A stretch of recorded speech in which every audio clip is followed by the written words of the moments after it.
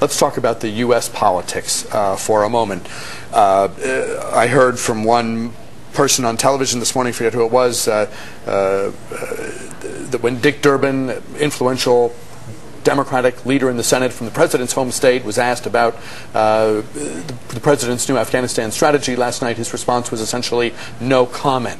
Others, like Maryland Congresswoman Donna Edwards, a liberal from the Washington suburbs, I think was, tried to be somewhat kind in her language, but she believes, I think it's fairly clear, that this is not a wise strategy. Republicans are voicing concerns as well. How much does all of that matter? How much does it complicate things for the president? I think it complicates things for him enormously, that the left wing of his party in particular are against, and even a lot of the moderates, and that in fact he's finding himself in bed with a bunch of Republicans.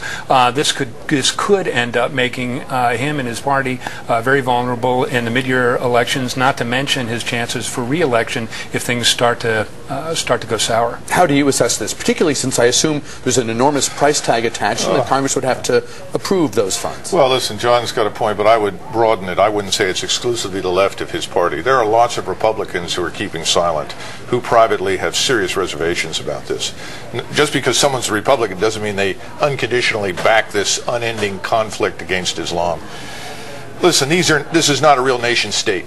You can't build capacity in this place. Everything is local in the extreme.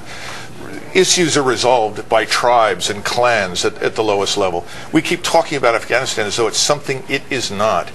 And as a result, there are all sorts of naive expectations. And I think the president's expectations are completely unrealistic. I think he's made a serious mistake. And he's, frankly, abdicated his power and authority as commander-in-chief right now to a group of generals and ideologues who don't have the national interest at heart, in my judgment. Wouldn't he be slammed, though, and you can both answer this, in one sense 9/11 was a long time ago, but in another sense it wasn't. We all, particularly in this area, particularly in New York, you remember where you were. You may know people who died, as I do. Could a president say, declare victory and come home, or said things have improved enough that we can come home, and be a politically viable commander-in-chief? I mean, not to say that that's justification for anything and everything, but I am curious your take on that issue. Real quick, I think the president could have said, listen, how the Afghans govern themselves, and remember, this is a very diverse group in this region. It's not a nation, it's a country, it's an area. How they govern themselves is their affair. Our one stipulation is that they do not, again, in the future, host Islamist terrorists under any circumstances. And if they do, we reserve the right to come back and strike. How do you know that if you're not there? Oh, you'd be surprised what we know. We have very good intelligence sources, better now than we've ever had. And remember, the countries that surround them, Iran, Russia, India, everyone has an interest in this problem. John? Yeah, I don't think you can declare victory and go home. I think the president pointed out, and I think he was right to, that there are serious issues of whether or not al-Qaeda could reconstitute itself and continue to pose a threat against the United States. More importantly, the real threat is next door in Pakistan. And until Pakistan is able to take care of matters on its border, there's a real threat that the Taliban could destabilize them, and they're a nuclear power, and that could create real problems regionally. Talking with Politico senior editor John Ward Anderson and with retired Army Colonel Douglas Macgregor. We'll pause here, we'll take a break, we'll come back with more news talk right after this. Continuing our look now at the president's new Afghanistan surge strategy. Joining us here live in the studio, John Ward Anderson of Politico and retired Army Colonel Douglas Macgregor, a combat commander in the 1st Gulf War. You know, I say Afghanistan, but as, and it's been leaked now, as Vice President Biden said in one of those many war cabinet sessions that the president convened, Pakistan is an enormous player in this, and their cooperation must be there.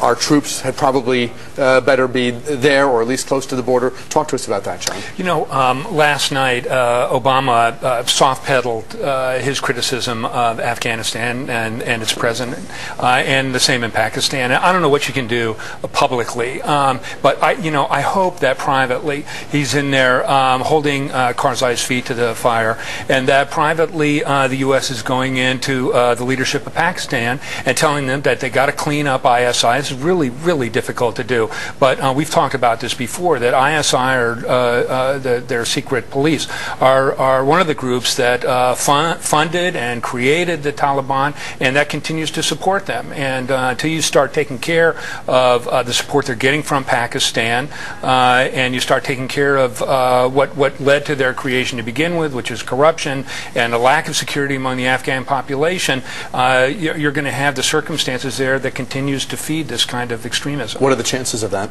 Non-existent.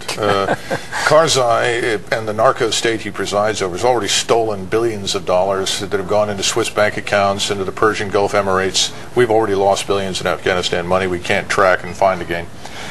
He is aligned with India, and the Pakistani leadership will not accept his existence and the existence of his narco state that is aligned with India. This is all happening against the backdrop of the Indo-Pakistani conflict, which has its roots in 1947. And the Pakistani military does control nuclear weapons. They're very professional, they're very competent, and we want that to continue to be under good control. Pouring more U.S. forces into Afghanistan to support the Karzai government, which is effectively what we're doing, will not help that situation. It may make matters much worse inside Pakistan. I understood last night why the president tried to make it seem as though there's going to be, from his perspective, if not yours, an intense period of surge with new troops, reinvigorated strategy, etc., but a very clear sense of when a drawdown and a pullback will occur.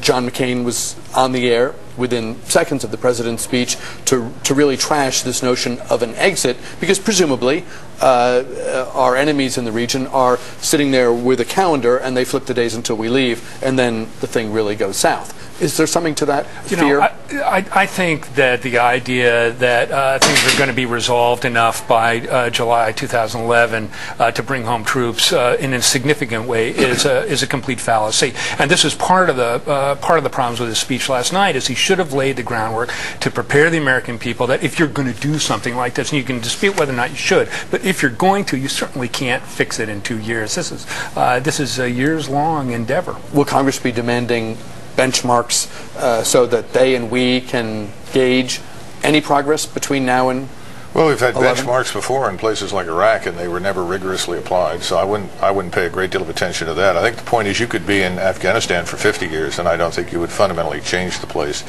We're going to leave Iraq, and we're going to leave an Iranian-backed government in Baghdad under a Shiite majority. And there's going to be more fighting and struggle for power in that country. And we will have not changed fundamentally anything in Iraq other than to help Iran. So the notion that we as foreigners can go in and build capacity, build other people's nations, is ridiculous. We need to get out of that business. Colonel Douglas Macgregor, retired Army Colonel Douglas Macgregor, is the author of Warrior's Rage. John Ward Anderson, senior editor at Politico. Thank you both. I know you've both spent incredible periods of time in this troubled part of the world. That's why we wanted you here for your expertise and insight today. Thank you very much for your time. We appreciate it very, very much.